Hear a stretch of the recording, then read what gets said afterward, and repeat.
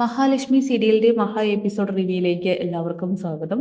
അങ്ങനെ ലേഖയുടെ പെരുമാറ്റം കാണുമ്പോൾ കണ്ണനാണെങ്കിൽ ഭയം തോന്നുകയാണ്. അവനാണെങ്കിൽ അത് തുറന്നു പറയുന്നുണ്ട് അനന്തുവിനോട്. ലേഖ തന്നെ പിടിവാശി പിടിച്ചാൽ ശരിയാവില്ല. കുഞ്ഞിനെ എന്തായാലും എനിക്ക് എൻ്റെ കുടുംബത്തിലേക്ക് കൊണ്ടുപോയേ മതിയാകൂ.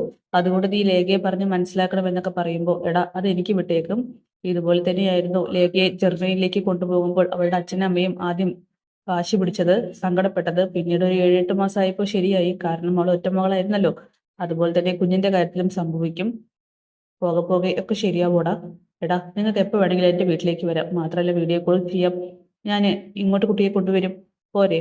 പിന്നെ അവിടെ അത്ര പേടിക്കാനൊന്നുമില്ല. എൻ്റെ രണ്ടാനമ്മ ഇപ്പോൾ ഭീകര ജീവിയൊന്നുമല്ല. പിന്നെ പേടിക്കേണ്ടത് ആ കരുണയെയും ആ ഉണ്ണിയൊക്കെയാണ്.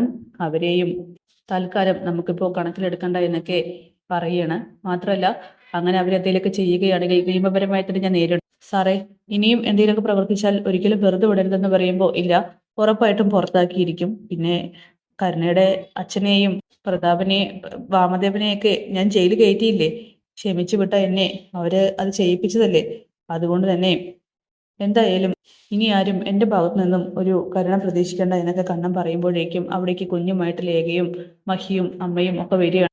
ഈ സമയം ലേഖയോട് അനന്ത് പറയുന്നുണ്ട്, ദേ കുഞ്ഞിനെ കുഞ്ഞിന്റെ അമ്മന്റെ കയ്യിൽ കൊടുക്ക്. അപ്പോഴും നീ പിടിച്ചിരിക്കണ്ട. നൂല് കെട്ടുന്ന സമയത്തെങ്കിലും കൊടുക്കുന്നു പറയുമ്പോൾ, അത് പിന്നെ ഞാൻ കൊടുത്തിരിക്കുമെന്ന് പറഞ്ഞുകൊണ്ട് മഹിക്ക് കൊടുക്കുകയാണ്. അങ്ങനെ മഹിയെ മോഹിനി ആവട്ടെ നൂല് കെട്ടിടത്തേക്ക് കൊണ്ടുവന്ന് ഇരുത്തുന്നുണ്ട്. കണ്ണനോടും ഇരിക്കാനായിട്ട് പറയുക. മഹിയും കണ്ണനും കുഞ്ഞും നിറഞ്ഞൊരു കുടുംബത്തെ കാണുമ്പോൾ മോഹിനിക്കും അനന്തുവിനും ലേഖയ്ക്കും മഞ്ജുവിനും സാഗറിനൊക്കെ തന്നെ സന്തോഷമാവുന്നു. ശേഷം പ്രതാപനും മുത്തശ്ശിയും എങ്ങനെയെങ്കിലൊക്കെ കരുണയെ സന്തോഷിപ്പിക്കണം എന്ന് പറഞ്ഞ് ഒരു ഗുണ്ടയെ ഏർപ്പാടാക്കുകയാണ്. മുത്തശ്ശി പറയുന്നുണ്ട്, എടാ പ്രതാപ്, സത്യം പറഞ്ഞ ചങ്കിനുള്ളിൽ വല്ലാത്തൊരു ഇടിപ്പാണ്. എനിക്ക് പേടിയാവുന്നുണ്ടെന്നൊക്കെ പറയുമ്പോൾ, അമ്മേ, എങ്ങനെയെങ്കിലൊക്കെ എൻ്റെ കുഞ്ഞിന്റെ മുഖത്ത് ചിരി കാണണം. അതിനെ ഇങ്ങനെയൊക്കെ ചെയ്തേ മതിയാകും. പേടിച്ചിരുന്നാൽ ശരിയാവില്ല എന്ന് പറയുമ്പോഴേക്കും അവിടേക്ക് ഒരുത്തം വരികയാണ്. എടാ എല്ലാം സെറ്റല്ലേ? സാറ് പറഞ്ഞതുപോലെ എല്ലാം സെറ്റാണ്. സാർക്കേ വൈകാതെ തന്നെ ഒരു ഗുഡ് ന്യൂസ് കേൾക്കാമെന്ന് പറഞ്ഞുകൊണ്ട് ആ ഒരു ഗുണ്ടയാണെങ്കിൽ പ്രതാപന് വാക്ക് കൊടുക്കുന്നുണ്ട്. പ്രതാപനാണെങ്കിൽ അഡ്വാൻസ് കൊടുക്കുകയാണ്. ശേഷം അയാൾ പോയി കഴിഞ്ഞ് മുത്തശ്ശിയാണെങ്കിൽ പറയുന്നുണ്ട്, എടാ അവനെ കാണുമ്പോൾ ഒരു ഗുണ്ട ലുക്കൊന്നും ഇല്ലല്ലോ. അമ്മേ, ഗുണ്ട ലുക്കുള്ളവന്മാരോട് നമ്മൾ കുറെ പണി കൊടുത്തല്ലേ? എന്നിട്ട് എന്തായി? നമുക്ക് വെയിറ്റ് ചെയ്യാന്നേ. ഇവൻ എന്തായാലും മിടുക്കനാ, കാര്യങ്ങൾ ചെയ്യും എന്നൊക്കെ പറഞ്ഞ് പ്രതാപനാണെങ്കിൽ മുത്തശ്ശി സമാധാനിപ്പിക്കുകയാണ്. എന്നാലും ആ മാർക്കോയുടെ മുഖം എന്റെ മനസ്സിലേക്ക് വരുന്നത് എന്നൊക്കെ മുത്തശ്ശി പറയും. അങ്ങനെ സിദ്ധയായിട്ടുള്ള അമ്മയാണെങ്കിൽ പൂജയിലാണ്. മാർക്കോയാണെങ്കിൽ തൊഴുതുകൊണ്ട് പുറത്ത് നിൽക്കുന്നുണ്ട്. അമ്മയ്ക്ക് ആ കുഞ്ഞിനെ കാണണമെന്ന് തോന്നുന്നില്ലേ? ഒരുപാട് തവണ ഞാൻ കണ്ടതാ പോലെ എന്റെ അകക്കണ്ണിൽ ഇപ്പോഴും ആ കുഞ്ഞ് കളിച്ചുകൊണ്ടിരിക്കുകയാണ്. മഹാലക്ഷ്മിയുടെ മടിത്തട്ടിലിരുന്ന് കളിച്ചിരിക്കുന്ന ഒരു കുട്ടി കുറുമ്പി. എന്തായാലും വന്നേ, നൂലുകെട്ടാൻ സമയമായി എന്ന് പറഞ്ഞുകൊണ്ട് അമ്മയും മാർക്കോയും പോകുന്നു. അങ്ങനെ നൂലുകെട്ടിന്റെ പരിപാടികൾ തകൃതമായിട്ട് നടന്നുകൊണ്ടിരിക്കുകയാണ്. കണ്ണനാണെങ്കിൽ നൂല് കെട്ടുന്നുണ്ട്.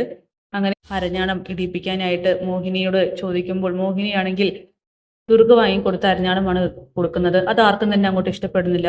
കണ്ണൻ ചോദിക്കുന്നുണ്ട്, ഇത് അമ്മ വാങ്ങി തന്നതല്ലേ? അതെ, ആദ്യം ഇത് കെട്ടുമോനെ. അങ്ങനെ എല്ലാവരുടെയും മുഖം കണ്ടിട്ട് കണ്ണൻ പറയുന്നുണ്ട്, ഇത് ബോംബൊന്നല്ലെന്നേ, കിട്ടിയേക്കാം.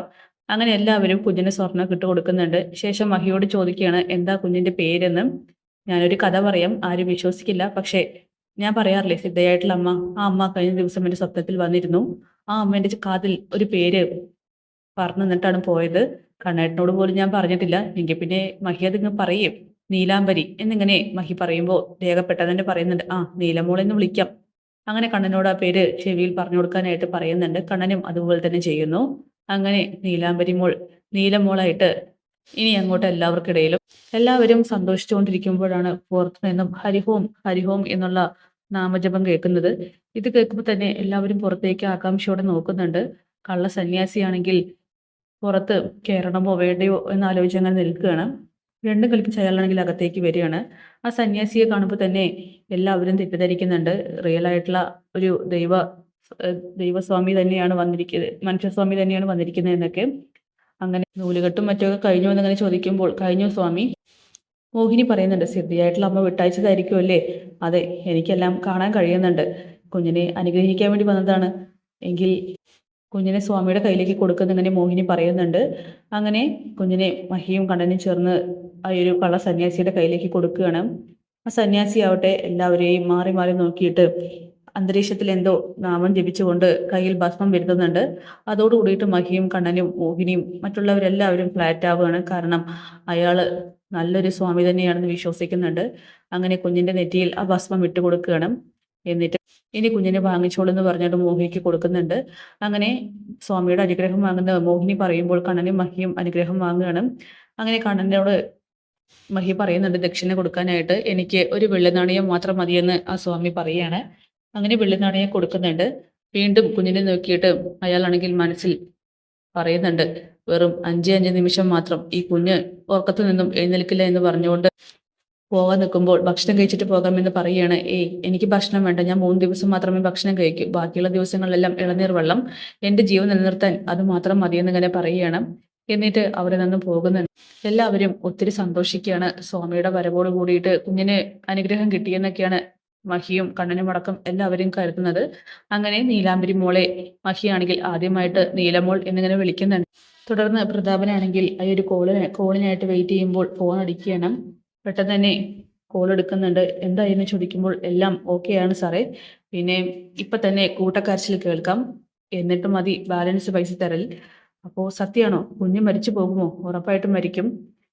സന്യാസി അങ്ങോട്ട് ഞാൻ വിട്ടിരുന്നു, അയാളെ ഇനി പിടിക്കപ്പെടുകയാണെങ്കിൽ ഒരു സംഭവം നമ്മുടെ നേർക്ക് വരില്ല. മാത്രമല്ല പിടികൊടുക്കാത്ത ആളാണ് ഞാൻ പറയുന്ന ഇയാള്. താടിയും മീശയെല്ലാം വടിച്ച് അയാളുടെ പാട്ടിന് പോകുമെന്നൊക്കെ പറഞ്ഞുകൊണ്ട് പ്രതാപിന് വിശ്വാസം കൊടുക്കുകയാണ്. അങ്ങനെ അവിടേക്ക് മുത്തശ്ശി വരുന്നുണ്ട്. എടാ എന്തായി അമ്മേ, എല്ലാം സക്സസ് ആണ്. എടാ പ്രതാപ, വല്ലാതെ സന്തോഷിക്കല്ലേ, ഇതുപോലെ പലതും നടന്നു എന്ന് പറഞ്ഞ് വിളിച്ചിട്ട് ഒന്നും നടക്കാത്ത സംഭവങ്ങൾ ഉണ്ടെന്നൊക്കെ പറയുമ്പോൾ, അമ്മേ ഇത് അതുപോലെയല്ലെന്നേ, ഒരുപാട് തോറ്റ് തോറ്റ് നമ്മൾ വിജയിക്കുന്ന ദിവസം വരുമെന്നല്ലേ, ഇനി ഈ ഒരു കുതിരെ കൊന്നതിന്റെ പാപം കൂടി ഞാൻ ഏറ്റുവാങ്ങാം. അങ്ങനെയെങ്കിലും എൻ്റെ കുഞ്ഞിൻ്റെ മുഖത്ത് സന്തോഷം ഉണ്ടാവും. മാത്രമല്ല കുഞ്ഞിനെ കൊന്നതിൻ്റെ കേസിൽ കൂടി ഞാൻ ചെന്ന് അകത്ത് കിടക്കാം. എന്തായാലും ഇനി പുറം ലോകം കാണില്ലെന്ന് എനിക്ക് അറിയാമെന്നൊക്കെ പ്രതാപം പറയുകയാണ്. അങ്ങനെ മുത്തശ്ശി പറയുന്നുണ്ട്, എടാ എനിക്കെന്തോ വല്ലാത്ത ചങ്കെടുപ്പ്, അമ്മ ഒന്ന് പേടിക്കാതിരിക്കുക, ഇനി നമുക്ക് ആ കുഞ്ഞിൻ്റെ മരണത്തിനായിട്ട് കാത്തിരിക്കാം എന്നൊക്കെ പ്രതാപൻ പറയുന്നു. ശേഷം ആ സന്യാസിയാണെങ്കിൽ റോഡിലൂടെ നടന്നു പോയിക്കൊണ്ടിരിക്കുമ്പോൾ പുറകിൽ നിന്നും എന്തോ ഒരു കുട്ടി കരയുന്നത് പോലെയുള്ള സൗണ്ട് കേൾക്കുകയാണ്. അയാളാണെങ്കിൽ തിരിഞ്ഞു നോക്കുന്നുണ്ട്. ഏയ് തോന്നിയതായിരിക്കുമെന്ന് പറഞ്ഞ് വീണ്ടും നടക്കാൻ തുടങ്ങുമ്പോൾ വീണ്ടും കുഞ്ഞ് കരയുന്ന സൗണ്ട് കേൾക്കുകയാണ്. ആ, ഇപ്പോഴല്ലേ കാര്യം മനസ്സിലായത്, ആ കുഞ്ഞ് മരിച്ചുപോയി കാണും.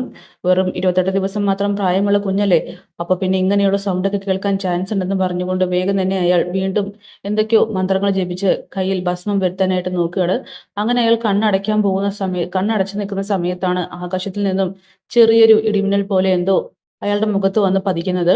അത് ഫുള്ളും ഭസ്മാണ്. അയാൾക്കാണെങ്കിൽ ദേഹമാസകലം ചൊറിയാണ്. അയ്യോ ഇതെന്ത് മറിമായം എന്ന് പറഞ്ഞുകൊണ്ട് അയാളാണെങ്കിൽ എല്ലാവിടെയും ചൊറിയുന്നുണ്ട്.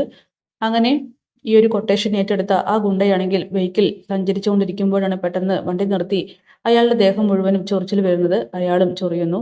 അടുത്തൂടെ പോകുന്ന ഒരാളോട് ചൊറിഞ്ഞു തരുമെന്ന് ചോദിക്കുമ്പോൾ പിന്നെ എനിക്കതല്ലേ പണിയെന്ന് പറഞ്ഞ് അയാളെ പുച്ഛിച്ചു കൊണ്ട് പോവുകയാണ്. അങ്ങനെ പ്രതാപനും മുത്തശ്ശിയുമാവട്ടെ ഈ ഒരു സെയിം അവസ്ഥയാണ്. പ്രതാപൻ പെട്ടെന്നാണ് ചൊറിച്ചിൽ തുടങ്ങുന്നത്. മുത്തശ്ശിയും അവിടേക്ക് ചൊറിഞ്ഞുകൊണ്ട് വരുന്നുണ്ട്. പ്രതാപ, ഇതെന്താടാ, ഇവിടെ ഞാൻ നായക്കൊറ പൊടി ഇട്ടോ അതോ ഉറുമ്പ് വന്നോ എന്നൊക്കെ പറഞ്ഞുകൊണ്ട് നോക്കുമ്പോഴേക്കും അവിടെ ഒന്നും കാണുന്നില്ല. അല്ല അമ്മേ, ഇനി വല്ല അലർജി ആയിരിക്കോ, ഫുഡിന്റെ അലർജി? എടാ രാവിലെ പുട്ടും പഴമല്ലേ കഴിച്ച്, അത് നമ്മൾ എപ്പോഴും കഴിക്കുന്നതല്ലേ. അമ്മയെ ചൊറിച്ചിൽ സഹിക്കാൻ പറ്റുന്നില്ല, ഇതെന്താ പെട്ടെന്ന് ഇങ്ങനെ എന്ന് പറഞ്ഞുകൊണ്ട് പ്രതാപനെടുക്ക് ചുമരിലൊക്കെ പോയിട്ട് ദേഹം മുരയ്ക്കുകയാണ്. അങ്ങനെ മുത്തശ്ശിയും ഇതേ അവസ്ഥ തന്നെയാണ്. ഈ സമയം സിദ്ധയായിട്ടുള്ള അമ്മയാണെങ്കിൽ മനക്കണ്ണുകൊണ്ട് എല്ലാം കണ്ട് കണ്ണടച്ചിരുന്ന് ചിരിക്കുന്നു. മാർക്കോയാണെങ്കിൽ അങ്ങോട്ട് വരികയാണ്. അമ്മ എന്തെങ്ങനെ ചിരിക്കുന്നത്? ഏയ് ഒന്നുമില്ലടാ, ഞാൻ മനക്കണ്ണുകൊണ്ട് പല കാഴ്ചകളും കണ്ടു, അതുകൊണ്ട് ചിരിച്ചു പോയതാ. പിന്നെ ശത്രുക്കൾ ഒരു പണി ഒപ്പിച്ചിട്ടുണ്ട്, അതിന് തിരിച്ചടിയായിട്ട് അവർക്ക് ചെറിയൊരു ശിക്ഷ കൊടുത്തു. അതാണ് ഞാനിപ്പോൾ കണ്ടത്. പല ദുഷ്ടജന്മങ്ങളും വേഷം കെട്ടി ഇന്ന് അവിടേക്ക് വന്നിരുന്നു. അവർക്ക് മനസ്സിലായി ആ കുഞ്ഞ് സാധാരണ കുഞ്ഞല്ല എന്ന്. മഹാലക്ഷ്മിയുടെ കുഞ്ഞ് ശരിക്കും ഒരു മഹാലക്ഷ്മി തന്നെയാണ്. ഈ മഹി കഴിഞ്ഞ ജന്മത്തിൽ ഒരു കുഞ്ഞിന് വേണ്ടിയിട്ട് ഒരുപാട് ഭഗവാനോട് യാചിച്ചിരുന്നു. പക്ഷേ അന്ന് ഭഗവാൻ കനിഞ്ഞില്ല. അതുകൊണ്ട് തന്നെയാണ് മഹാലക്ഷ്മിക്ക് ജന്മം കൊടുത്തിരിക്കുന്നതെന്നൊക്കെ പറയുമ്പോൾ ഇത് കേട്ട് മാർക്കോ ചിരിക്കുന്നു. പിന്നെ നിനക്ക് ആ കുഞ്ഞിന്റെ പേരെന്താണെന്ന് അറിയണ്ടേ? നീലാംബരി. നീലാംബരിയോ? പുതുമയുള്ള പേരല്ലെങ്കിലും നല്ല പേരാണ്. അതെ, നീലമറുകുള്ളവൾ നീലാംബരി. പിന്നെ പുതുമ, പഴമയിലേക്ക് ആളുകൾ ഉറപ്പായിട്ടും സഞ്ചരിക്കുക തന്നെ ചെയ്യുമെന്നിങ്ങനെ അമ്മ പറയുന്നു. എന്തായാലും നിനക്ക് എന്താ ഇന്ന് നടന്ന കാര്യങ്ങൾ ഇന്ന് അറിയണ്ടേ? ആ പ്രതാപന്റെ വീട്ടിലേക്ക് ചെല്ല്. അവിടെ ചെല്ലുമ്പോൾ അയാൾ എല്ലാം തുറന്നു പറയുമെന്നിങ്ങനെ പറഞ്ഞ് അമ്മയാണെങ്കിൽ മാർക്കോയെ അവിടെ നിന്നും വിട്ടയക്കുന്നത്.